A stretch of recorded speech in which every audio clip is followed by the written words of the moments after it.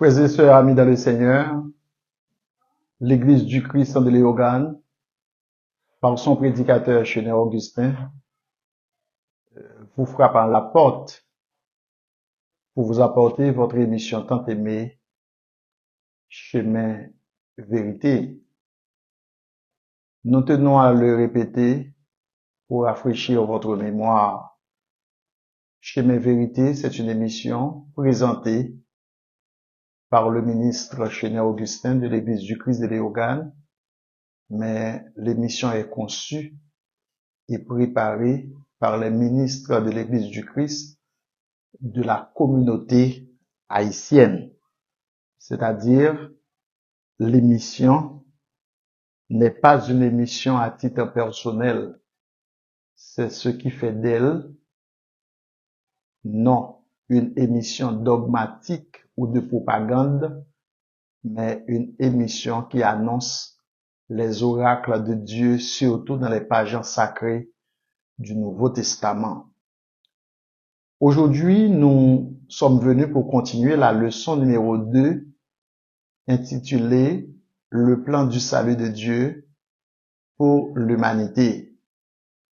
Juste après l'introduction, nous tenons à vous annoncer le premier point qui est la préparation du plan du salut. Le plan du salut a été dressé par Dieu lui-même, le grand architecte de l'univers, juste après le péché en Éden. Par amour, Dieu ne peut pas accepter la perdition totale ou éternelle de l'homme. Pour ce faire, il a élaboré un plan. Dans ce plan, Dieu voit l'exécution par Jésus-Christ. En sorte que si Jésus n'est pas là, l'homme ne pourra être sauvé. Et pour que l'homme soit sauvé, c'est par Jésus-Christ. Si nous citons le texte de prédilection que tout le monde sait, Jean 3, verset 16. Car Dieu a tant aimé le monde, il a donné son Fils unique, afin que quiconque croit en lui ne périsse point, mais qu'il ait la vie éternelle. Donc, Jean 3, 16 paraît comme une promesse à accomplir. Maintenant, qu'en est-il de la préparation du plan du salut? Le salut tire sa source en Dieu, parce que Dieu est la source du salut. Dieu est la génératrice du salut de l'humanité, parce que Dieu est la vie. Dieu est la vie. En Dieu réside la vie. Donc, mes bien-aimés frères et sœurs, dans la préparation, Dieu a choisi un homme. De par cet homme, Abraham, Dieu détient une famille. De cette famille, Dieu a une nation. Et de cette nation, Dieu a une postérité, appelée la postérité de la femme, en Genèse chapitre 3, verset 16, appelée la postérité d'Abraham, en Genèse chapitre 12, verset 1 à 3, que le Nouveau Testament, sous les plumes de l'apôtre Paul, en Galates chapitre 3, verset 19 et verset 26, rend clair pour nous, lecteurs, étudiants de la Bible, chrétiens, serviteurs de Dieu, que la postérité de la femme, la postérité d'Abraham, n'est autre que Jésus-Christ lui-même. Donc, à partir de là, je peux vous dire que le salut de l'humanité dans le plan de Dieu n'est rendu possible qu'en Jésus-Christ lui-même. Ceci dit, nul ne peut être sauvé en dehors de Jésus-Christ. Nul ne peut être sauvé avant Jésus-Christ. Nul ne peut être sauvé sans que ce dernier n'accepte Jésus-Christ pour ce qu'il est et en mettant en application les commandements que Jésus-Christ a institués sur la terre par l'intermédiaire des apôtres et des prophètes du Nouveau Testament. Bien-aimés, laissez-moi vous faire une petite question. Avez-vous l'habitude de voir un plan? Un plan. Un plan, bel ou beau qu'il se présente, peut accoucher une mauvaise construction ou une bonne construction. On peut faire un plan. De ce plan, on peut aboutir à une prison, on peut aboutir à une maison haute ou basse, on peut aboutir à une école, à un hôpital, à une église, ou du moins à un poulailler quelconque. Alors, la valeur d'un plan réside dans son exécution.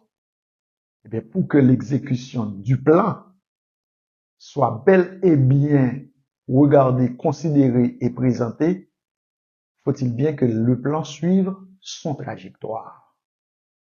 Ainsi, mes bien-aimés, l'Ancien Testament, qui détient l'Ancienne Alliance, ou du moins qui garde les 7 alliances que Dieu a conclues avec l'humanité dans le monde ancien, ou bien dans le passé, eh bien, nous conduit vers les prophètes. Les prophètes ont enseigné à Israël, particulièrement sur les plumes de Moïse, que Dieu susciterait parmi eux un homme qui sera prophète comme Moïse, et que c'est ce dernier que le peuple doit écouter. En sorte que Jésus devient plus grand que Moïse. Et Jésus et son ministère surpassent et Moïse et son ministère. Vous savez que Jésus est supérieur aux anges? Vous savez que Jésus est supérieur à tous les serviteurs d'antan que Dieu posséda sur la terre? Bien-aimé, as-tu déjà Jésus dans ta vie comme Seigneur, comme Sauveur, comme Maître et Libérateur?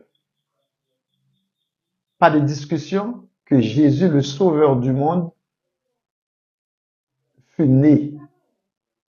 Il est venu sur la terre comme moi, comme Seigneur. Il est le Messie. Messie du grec, c'est Messia, qui signifie roi. Jésus est notre roi. Jésus de l'hébreu, Yeshua, Dieu est le salut, ou si vous voulez, Dieu est celui qui sauve. C'est-à-dire la vie réside en Jésus lui-même. Que faut-il faire? Dans l'exécution du plan, Jésus paraît comme l'exécuteur, comme l'ingénieur exécutif du plan du salut. C'est-à-dire son absence, ou du moins sans lui, le salut de l'humanité ne peut être possible. Jean-Baptiste a joué un rôle très important comme précurseur, comme planificateur de terrain, comme préparateur de chantier. Il a prêché avant Jésus-Christ.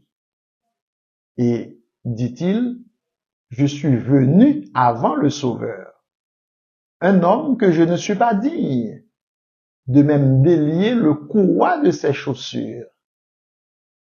Donc, qu'en est-il? Qu'est-ce que Jean a fait? Jean a prêché à travers le désert. Jean a prêché à travers sa génération un message de repentance pour amener les gens, pour amener ses auditeurs vers Jésus, l'exécuteur du plan du salut. Si la loi n'a pas pu mener l'homme à Dieu, Jean-Baptiste l'a fait en amenant l'homme à Jésus. Après que Jean eut fini de travailler sur la terre, on se le rappelle comment Jean a terminé sa vie, parce que avant de quitter la terre, Jean envoya ses disciples envers Jésus pour le questionner s'il est vraiment celui qui devait venir, c'est-à-dire le Sauveur. Répondant au messager de Jean, dites à Jean ce que vous voyez.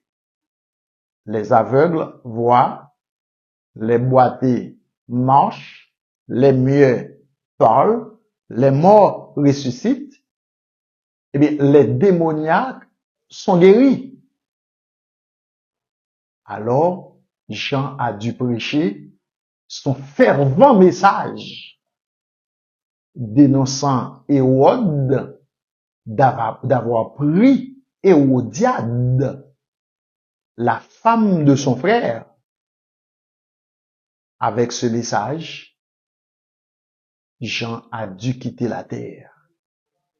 Parce que la fille d'Hérodiade qui dansait durant l'anniversaire du roi Hérode plut au roi et le roi lui demandait ce qu'elle veut. Elle a dit, donne-moi sur un plat la tête de Jean-Baptiste. Donc, on a décapité Jean.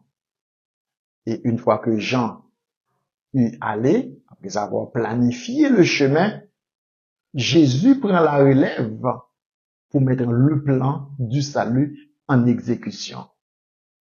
Pour ce faire, Jésus a dû prêcher à travers le monde pour que les hommes se repentissent et croient à la bonne nouvelle, parce que le temps est accompli. Et par rapport à ceux qui viennent à Jésus, Jésus a eu un nombre élevé de disciples. De ce nombre, Jésus a ou avait 12 hommes spéciaux appelés apôtres qui détiennent la responsabilité comme manœuvre dans le plan du salut.